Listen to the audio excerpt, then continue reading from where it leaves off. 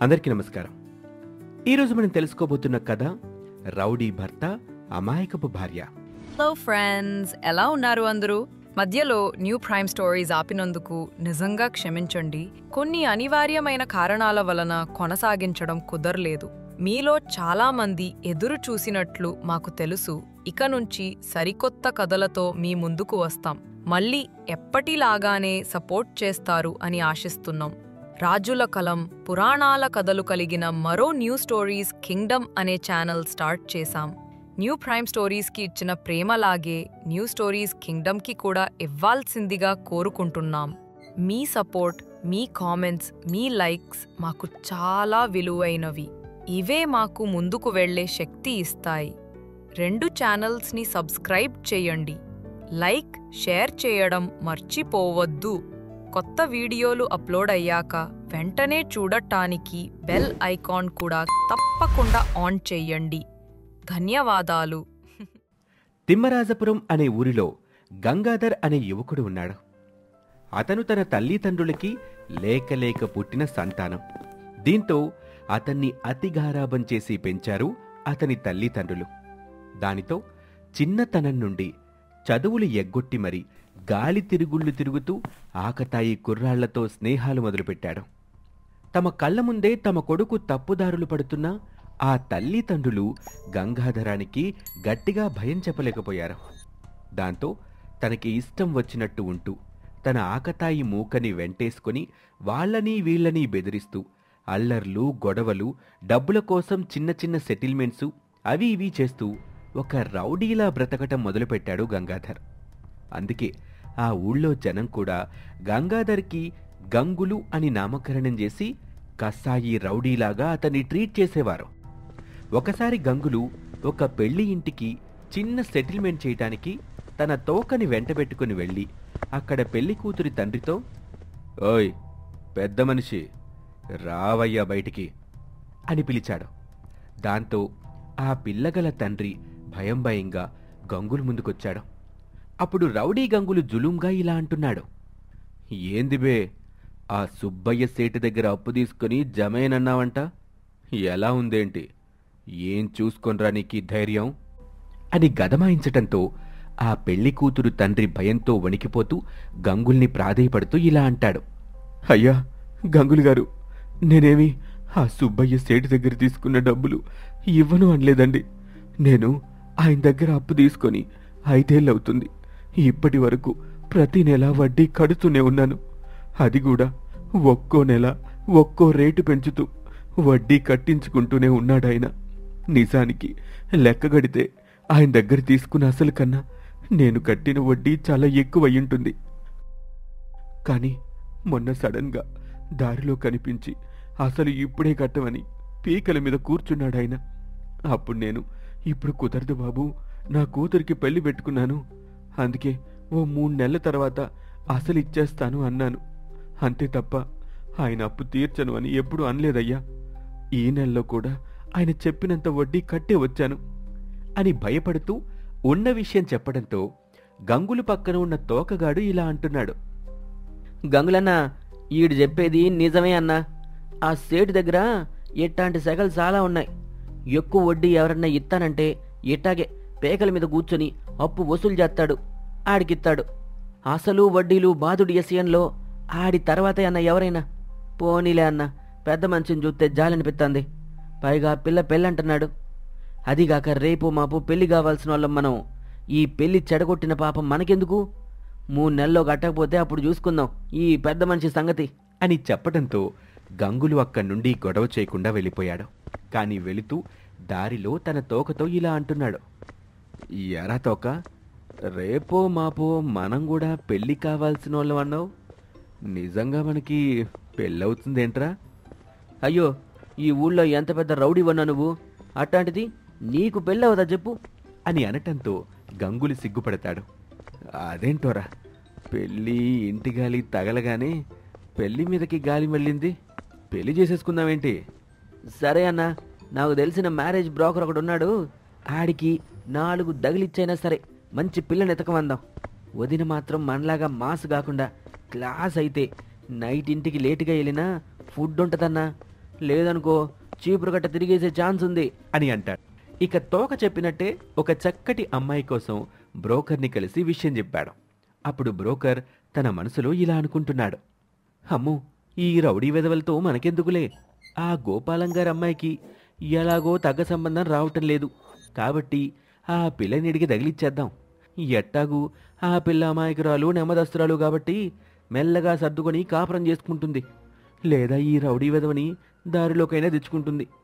ఏదైనా లోక కళ్యాణమే కదా అని బ్రోకర్ అనుకొని ఉన్నవి లేనివి అబద్ధాలు చెప్పి కుర్రాడు వెల్ సెటిల్డ్ అని చెప్పి అమాయకురాలైన సుమతికి ఈ రౌడీ గంగులికి ముడిపెట్టించాడు ఆ బ్రోకర్. అలా అత్తారింట్లో అడుగుపెట్టాక తన భర్త బేవార్స్ అని జులాయి తిరుగుళ్ళు తిరిగే రౌడీ అని తెలిసిన సుమతి తిండి తిప్పలు మానేసి ఏడుస్తుంది. అప్పుడు అమాయకపు పెళ్ళం ఏడుపు చూడలేక కరిగిపోయిన గంగులు ఇలా అంటాడు, సుమతి, నువ్వలా ఏడవకు. ఏదో పెళ్లి చేసుకోవడానికి ఒక పిల్లని చూడరా అంటే నీ అంత మంచి పిల్లని వెతికి పెట్టాడా బ్రోకర్ గాడు. కానీ వాడు మీకు అబద్ధం చెప్పాడని నాకు తెలీదు. అయినా అయ్యిందేదో అయిపోయింది కదా, ఇప్పుడు నన్నేం చేయమంటావో చెప్పు అని గంగులన్నాడు. అప్పుడు ఏడుస్తున్న ఏడుపు ఆపి సుమతి ఇలా అంటుంది, చూడండి, ఏ ఆడపిల్లైనా తన భర్త మంచివాడు ప్రయోజకుడు అవ్వాలనుకుంటుంది. కనుక మీరు ఈ పనులు మానేసి మంచి జాబ్ చేయండి అని సుమతి అనేసరికి గంగులు పెద్దగా నవ్వి, భలే దానివే, చదువే అబ్బలేదు నాకు, అలాంటిది నాకెవడు ఉద్యోగం ఇస్తాడు? నీకు కావాలంటే నువ్వు చదువుకుంటానంటే నిన్ను చదివిస్తాను అంతే, కానీ నాకు మాత్రం ఇలాంటి ఫిట్టింగులు పెట్టకు అని అందమైన పెళ్ళాం అమాయకురాలైన పెళ్ళాన్ని చూసి మెత్తపడిన గంగులు సుమతికి చదువుకునే చాయిస్ ఇచ్చాడు. ఇదే మంచి ఛాన్స్ అనుకుని సుమతి కూడా బాగా చదువుకుంటూ పరీక్షలు రాస్తూ తనకు జరిగిన అన్యాయాన్ని మర్చిపోతుంది.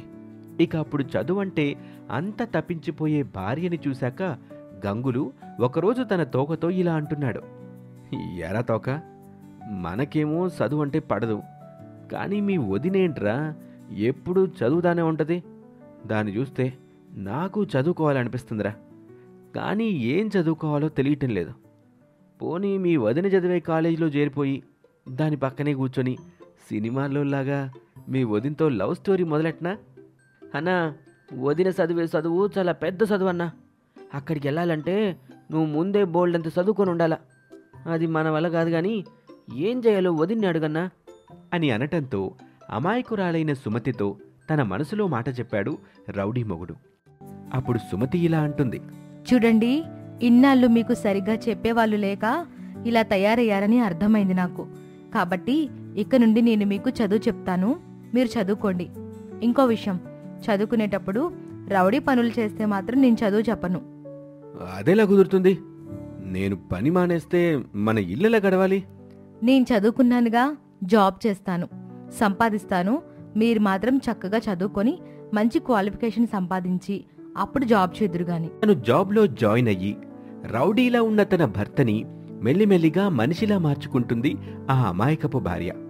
అలా కోడలొచ్చి తాము చెయ్యలేని పని చేసినందుకు గంగులు తల్లిదండ్రులు సంతోషపడుతుంటే సుమతి తల్లిదండ్రులు మాత్రం తొందరపడి తమ కూతురు జీవితాన్ని నాశనం చేశామనే దిగులు పడేవారు. అలా కొన్నాళ్ళకి రౌడీ గంగులు కాస్త సాధుజీవిగా మారిపోయాడు. తన భార్య చెప్పినట్టు వినే బుద్ధిమంతుడైపోయాడు. ఇక ఒకరోజు గంగులు తన భార్య సుమతితో ఇలా అంటాడు, సుమతి, ఎప్పుడూ గొడవలు అల్లర్లు అని ఆకతాయిగా ఉండే నన్ను మంచి మనిషిగా మార్చావు.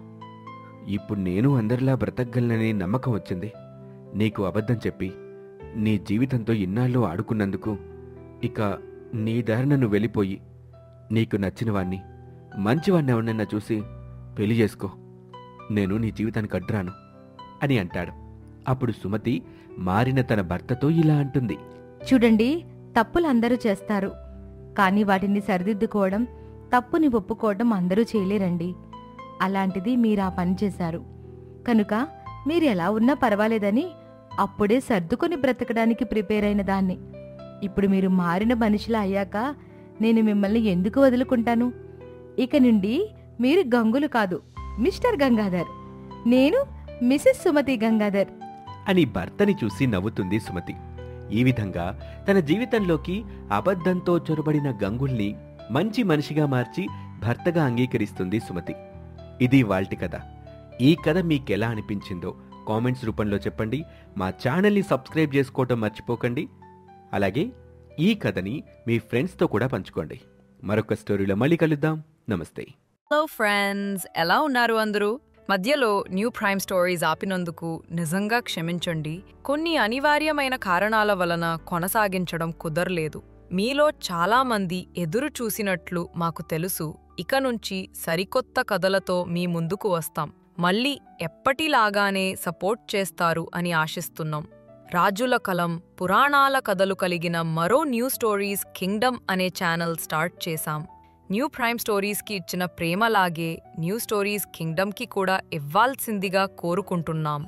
మీ సపోర్ట్, మీ కామెంట్స్, మీ లైక్స్ మాకు చాలా విలువైనవి. ఇవే మాకు ముందుకు వెళ్లే శక్తి ఇస్తాయి. 2 ఛానల్స్ని సబ్స్క్రైబ్ చేయండి. లైక్, షేర్ చేయడం మర్చిపోవద్దు. కొత్త వీడియోలు అప్లోడ్ అయ్యాక వెంటనే చూడటానికి బెల్ ఐకాన్ కూడా తప్పకుండా ఆన్ చేయండి. ధన్యవాదాలు.